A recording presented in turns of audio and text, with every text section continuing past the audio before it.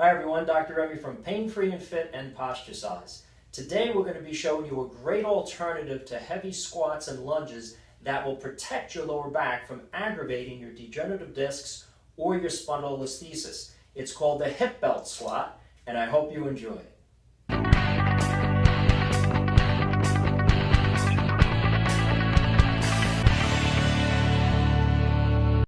So a hip belt is designed to take the forces of a squat or a lunge and displace them more down on our pelvis and our hips rather than the lower back.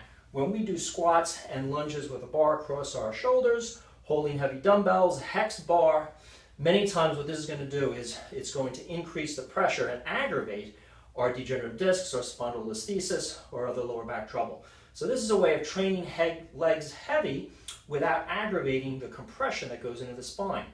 A hip belt can be bought from several different companies. You can make one yourself out of a powerlifting, a nice wide belt. You typically don't want to use a thinner bodybuilding type style belt because that's not going to have the span of the pressure to displace over your hips as nicely. It's going to cut in more to one local area. We're going to position the belt so it's right on the top of our hips, so it's below our lower back. The top quarter of the belt is going to sit when I initially put the belt on, just above the top of my hip bone or my iliac crest, top of my pelvis. That's that pelvic bone I can feel on my side as I feel down from my ribs. Once that top quarter is above it, once you have the weight on and the weight's compressing, it's going to pull it down even a little more on the hips. You're going to make sure it's nice and cinched up.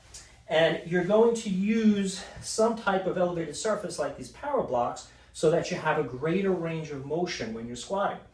If I were to just place my feet on the floor, my range of motion would be limited as the weight goes down.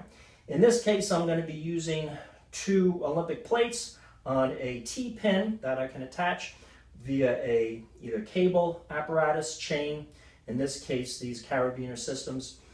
You can use a dumbbell if you want or any other type of weight. You could do it on a pulley system. You can do it on a lever system. If you have a bar, a lever bar like a T-row bar or a lever bench bar that's long enough, you could hook it up to that.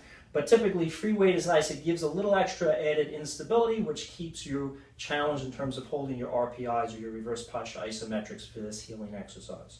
So we're going to engage our RPI, reverse posture isometric. Any type of alignment or postural issues are going to be set into corrective state and tensions. If you don't know what those are, go to either the Pain Free and Fit or Posture Size websites, take our free body analysis, learn that. You need to have a neutral spine stability while squatting so you don't irritate your back. Even though the pressure is going to be more on your hips, sparing your back of compression, your back muscles are still working, there's still stress on your spine with this exercise, a lot less compression, but there's still some extensor stress. So you want to make sure that you have your spine in a neutral position for your unique body. We're all different. Once I'm set up, my belt is on the hip, I'm going to hook myself up by going down into a range of motion that's comfortable. Depending on the chain or the length of the carabiner system you have, you can go short, you can go long, you can go medium. You're going to set yourself in a sumo stance. First style, I'm going to keep my hands on my hips, engage my RPI with my alignment corrections, hold my core, lower tummy in, transverse abdominis, multifidi engaged, ready for a punch, and I stand up. That's all it is. You'll notice with the sumo stance, I'm keeping my knees from going over my toes, as is any style of squat that prevents knee compression. And the motion here is more straight up and down, using my glutes to contract, emphasizing my hip joints in extension by utilizing my glutes to pull my hip bones, my leg bones back in the sockets, avoiding anterior hip malposition if that's your problem. As I keep my hands on my upper thighs, that acts as a post, which helps to decrease the stress in my back. A different variety, a more stressful way in the back is to use a sumo squat where I keep my hands up.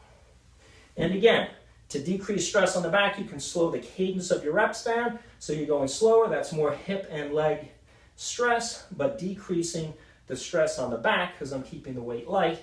The heavier that I go, the more pressure that's going to be on that area. So use these hip belt squats to decrease the compression on your back, to avoid aggravating spondylolisthesis degenerative discs. Again, if you don't want to buy a specific hip belt, go and make your own. You can use a bunch of different materials. The key is whatever you're using, it's laying on top of the hips, it's lower than the back, so we don't have that pressure coming in, extending our back, or putting compression on your back. Hey, if you like this video and would like to help me share these critical training techniques with others to prevent injury, give me a thumbs up below. You can join our channel.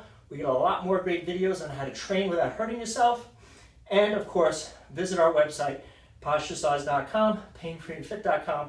We've got some great exercise advice there, lots of programs of healing exercises to train around injuries, to train and get into the best shape of your life, staying pain-free and fit without hurting yourself. Hope you enjoy the hip belt squat and use it for great leg training to prevent lower back pain.